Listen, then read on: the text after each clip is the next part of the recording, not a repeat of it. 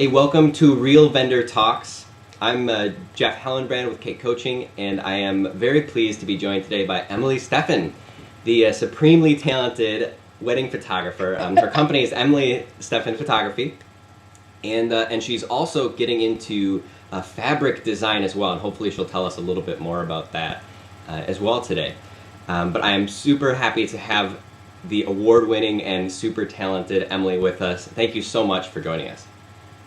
Yes, this is awesome. Thank you. Of course. I would love for you to start off by just telling us a little bit about what kinds of brides you work with and why you think they're drawn to your work.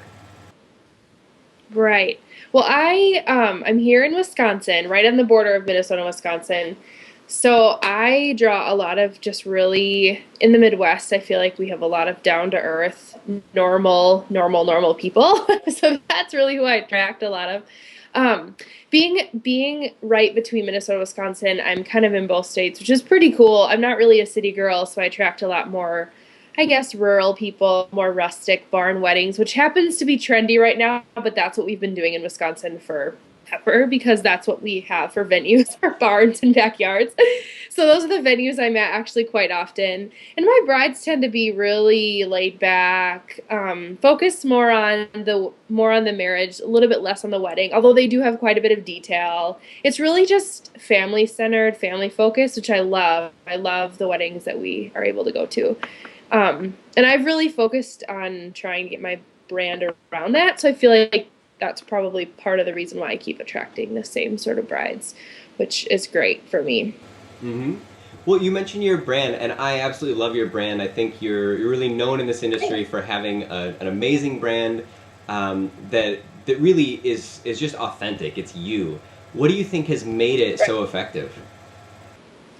Well, I think the journey that I guess kind of got on to get there is what made it great for me. And I'm a huge advocate that everybody has their own style in the wedding industry specifically, whether it's florists, planners, photographers, whatever it is. I think that there's enough weddings to go around for most people. And I guess I can only speak for the industry that like the area that I'm a part of, but it seems to be that way across the country. And for me, the journey that it took for me to get to my final branding was what got me to my final branding, which I know is probably a lame answer, but I guess what I mean by that is, I jumped into the wedding industry and kind of just was doing what everybody else was doing and didn't really know which way was up, was just booking weddings, shooting weddings, loving what I was doing, had a vision, but didn't really know how to execute it. And I knew what I wanted, but maybe didn't place the highest priority on the branding piece of it and kind of kept wondering, well, why am I not getting brides I want? What's not working out the way that I've always wanted it to work out? So I went through some personal tragedies that kind of landed me at a place of like, oh, geez, what do I want for my life? What do I want my day to look like? How do I want to wake up? How do I want to spend it? Do I want to really do this wedding thing? Do I not want to do this wedding thing? Do I want to work at a coffee shop? Do I want to work at a camp? Do I want to work at, like I guess needless to say, I came to this place that I realized, yes, the wedding industry is for me and I love what I do and I wanted to take it a step further. So when it came to the branding piece, I really sat down and thought about it to the nth degree, from how I attract brides to what kind of brides I want to the look of everything that I want on social media and online, but more importantly, the experience that I gave my clients, or will give my clients / do give my clients, or what I wanted that to be like. And I feel like that's constantly changing. It's constantly evolving as far as little things like packaging are always evolving and everything. But the whole thing boiled down to the experience that I wanted to give my clients. And ultimately, I recognized that the kind of bride that I wanted to attract was me. And the experience that I wanted to give them became easy because I realized, oh gosh, the bride that I want is myself. So therefore, it was easier for me to make the decisions on how to make everything look the way it looks, which makes it feel the way it feels, which makes it, I guess it translated really well, to put it easier. But it came to the point of that, I realized that I am my ideal client. So my brand was about me. And with that, I mean, it's a basic branding concept, but I am my brand, and therefore nobody can be me. So it doesn't matter if somebody takes the same thing that I do over and over or shoots the same wedding that I shoot. It's me, and it makes me totally great in the industry because people can hire the next person, but they're never going to get me out of somebody else. So I guess it creates a great business, which is awesome. And I feel like the branding has worked for my favor in that way. Absolutely, and I think you've really stepped out of the competition mindset. I mean, people aren't the people that are coming to you are not commodifying you, and I don't imagine you're getting tons of price shoppers where they're just making decision on price. They're really coming for the experience that you've shown that you provide your brides. Right. I actually just heard a quote somebody had on Facebook or something the other day, and it was a true professional doesn't worry about amateurs or worry about competition, something like that, which is true because when you really have an idea of the kind of business you want to run, the kind of brand you have, the kind of clients you want, you're not concerned about this weird, like, conversation in the industry of competition. And I mean, there's enough weddings to go around. And I know that sounds like, oh, everybody says that, but I think it's true. And I think that when you really hone in on what you can offer as a photographer or a florist or a planner or whatever, you'll create a following that isn't willing to book anybody other than you, which means that you have residual business until you don't want to have business anymore. And that's ultimately amazing because it puts food on your table and makes you satisfied by doing what you love. So yeah, well, that's an awesome place to be, and it's so different from being in that scared place where you haven't figured out your brand, where brides aren't booking you just because they know who you are yet. I mean, you've definitely come a long way. I want to talk a little bit, if you're comfortable with it, about the experience of loss and the tragedy that you've had in your life. You've experienced more loss and more tragedy than I think a lot of people do in a couple lifetimes. Right. And yet you seem, positive and so strong, and your business has taken off, and you've done so many amazing things. Whereas I think a lot of people just kind of become train wrecks. And so I'd love to hear maybe any advice that you have for somebody who's going through something similar, how you kind of pull out of that, how long that takes. Right. Well, I lost both my parents, and I'm an only child. I lost them both at a really young age, and it was right after my husband and I got married. So my poor husband was trying to navigate through life with a woman who was freaking out at every turn and having meltdown upon meltdown daily. But needless to say, I've gotten that question from a lot of people, like how do you face that? And the thing is my parents, without sounding weird, my parents set me up for success as a adult without me realizing it. And they really, with the way that they raised me and the way that they poured into me as a baby, as a child, whatever, through my childhood, through growing up, my mom would always, of course she was like a hippie that you can do whatever you want, and what do you want to be, and you can be whatever you want to be, which is like every girl loves to dream and think of the things that you'd want to be in life. But I remember this specific conversation after I graduated from college, and I was an art major in college, which anybody else who's been an art major, it's like being a music major, and you don't get anywhere with that degree. So besides going to grad school and racking up more debt to be, I don't know, whatever. So anyway, of course I'm using my collegiate talents, but I didn't think I was going to at the time. So I remember having this meltdown on my bed at my parents' house. It was after I graduated, the summer after I graduated, and I was like, Mom, all I'm gonna ever be is a camp counselor or nanny. This is dumb. Why did you let me be an art major? And my mom, of course, gave me some, I don't even know, she gave me some cheesy answer to start with. But the one thing I remember about that conversation is she was probably just trying to calm me down. But I remember the one thing she said was, well, Emily, you need to think about what your day will look like. And what's your ideal day going to be? Do you want to work part-time and then come home and paint? Do you want to... the point of it is that I could structure my life the way I wanted to structure my life. And I feel like that mindset gave me the freedom to do anything I wanted to. And I know that's really hippie sounding, and I laughed in her face at the time, like, Mom, you're terrible, but you don't understand me. But after both my parents passed away, I remember that conversation. And at the time I had been kind of dabbling in the wedding industry. And I was, like I said, I was trucking along and doing what I was doing and just paying bills and, whatever, not really thinking about the experience I was giving clients or the kind of business I wanted to run. And I remember that conversation. And at the time I was working full time as well. And it just gave me the oomph to step out and do what I wanted to. And I feel like with the way that I've structured my business and my daily schedule and my life, it's working. And we just added a new baby this summer, so it's definitely a challenge every day. And I have meltdowns. I just did on Christmas Eve because we weren't with my parents. I certainly have meltdowns all the time, but I feel like the way that they taught me to think has set me up for success in my business and in my life afterwards. And I'm just a very easygoing believer of a person, and I know that, yeah, while it sucks that I've been dealt a crappy hand, there's always people out there that have been dealt worse. And if you can't make a situation good out of the hand you've been dealt, for lack of better words, I think that you do end up down in the dumps. And I've been there, of course.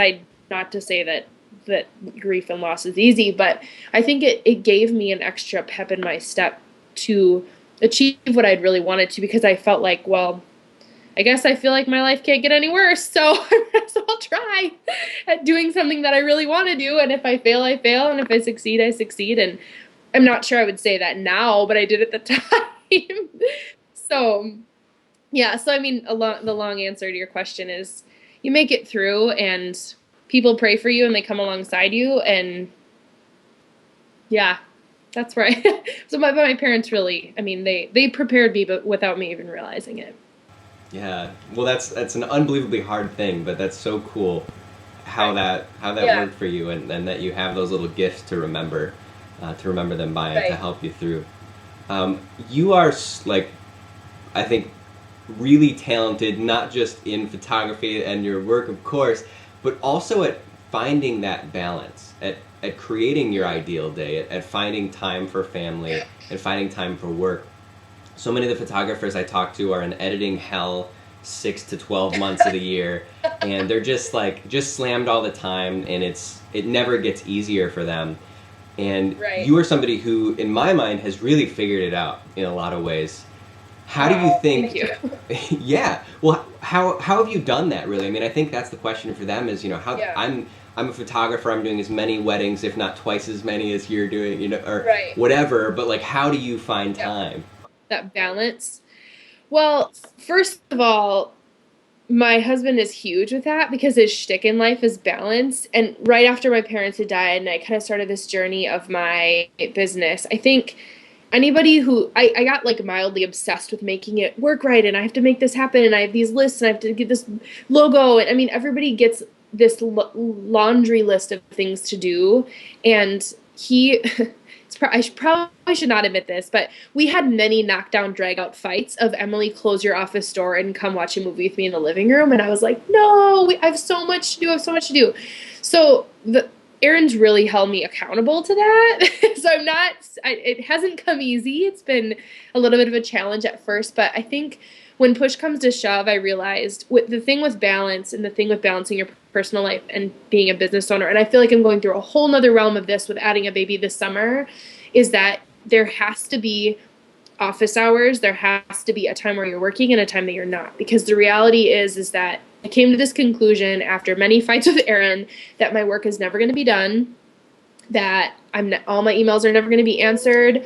Everything is never going to be done. And I've had a lot of friends in the industry that have held me accountable to that. And I know that people like Laura Casey and Emily Lay, who aren't even photographers, but they've been a huge accountability to me for that, because now with adding a baby, my only time 3 days of the week he's home with me, and 2 days of the week my mother-in-law watches our baby. And so I really only have 2 full days to work, which 6 hours, which seems like a ton, but when you're running a business full-time from home, 2 days a week, and then nap time. So I've learned that you have to have office hours and you have to be intentional. And with that, through a lot of, I think I got to a place where I realized that I didn't want to run my business at the cost and the expense of not enjoying the life that it was giving me. So because I'm at home, which is amazing, and able to be home with Zeke, our baby, I didn't not want to be able to make dinners or take the dogs for a walk or go outside or, I mean, run, get some ice cream or something. I wanted that freedom, which is the one of the reasons why I wanted to run a business. So, and I realized that that wasn't happening with the way that I was running my business before, years ago. So, whatever, needless to say, I started taking steps, even little things like, I don't, on my phone, every time you get an email, it dings and I check it like, oh, it might be a new client or a bride needs something or something. Little things like I stopped allowing my phone to send me the emails. I have to actually go in there and retrieve the emails. So when I actually have time to look at them, I'll retrieve them rather than my email updating all the time. And there's like, I turn notifications off on my phone. I think it came down to when I'm at work, I have to be at work, and when I'm at home, I have to be at home. Granted, it's just a wall away, like it's the other side of the wall is home for me, and this is work for me. But I think that it's important to set those boundaries, and whatever that means, I think there has to be clear-cut boundaries, because when you don't set boundaries, that's when you end up in your office till 2 a.m. editing. And with that, I have somebody that does my editing, and she does it right next to me on one of the days that I'm working, one of the days that our baby isn't home. And so I can, she edits everything while I'm answering emails and doing blog posts. So I've kind of delegated who does what, and it's worked so far. I mean, when we have a crawling, walking baby, I think we'll have to reevaluate things, but for now it's working, and it's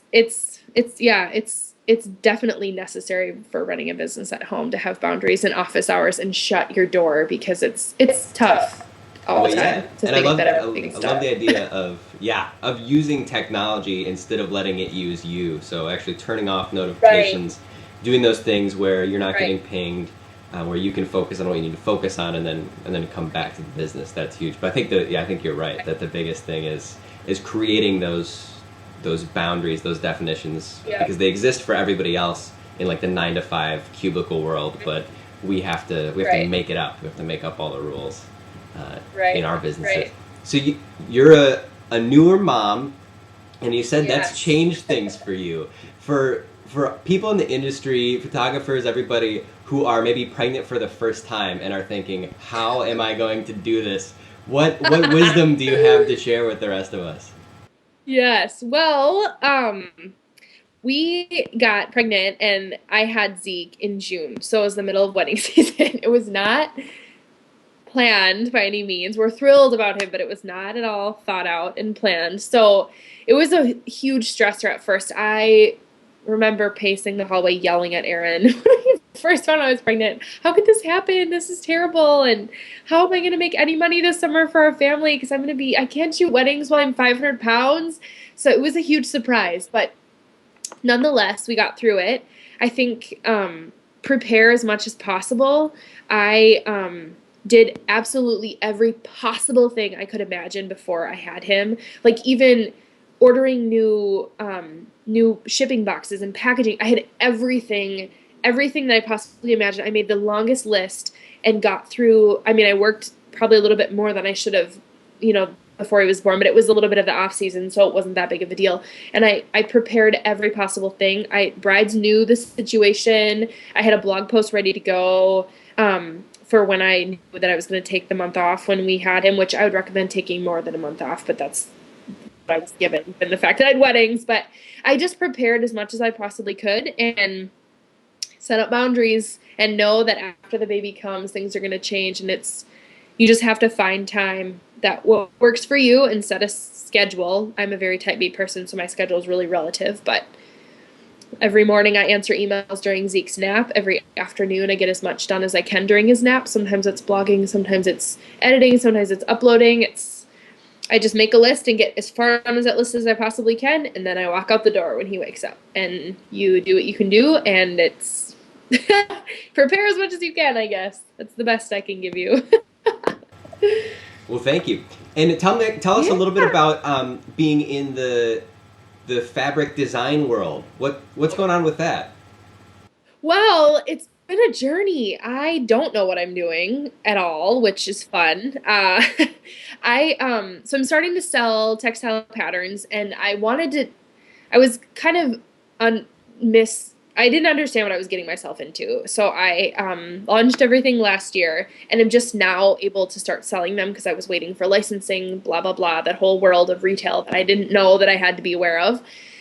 So I'm just starting out with that, and I guess I'm not even sure what my goals are for that. I know that I can't shoot weddings forever. I know that I can't be in the wedding industry forever because my family is my priority, and Saturdays, once kids have soccer games, and it's not going to happen every single weekend times 2 that I'm doing now. So the goal is it is something I love. It's something that I know that my mom has given me talent in because it's what I grew up around. So I might as well try and make some money at it because I know it's going to be a little bit more residual income than weddings are.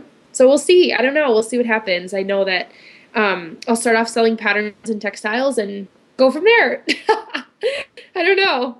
Hey, good for you. No, it's awesome, and it's just another example of you just kind of enjoying the ride of it, enjoying the process, and continuing to do what you love, I think, which is awesome. Thank you.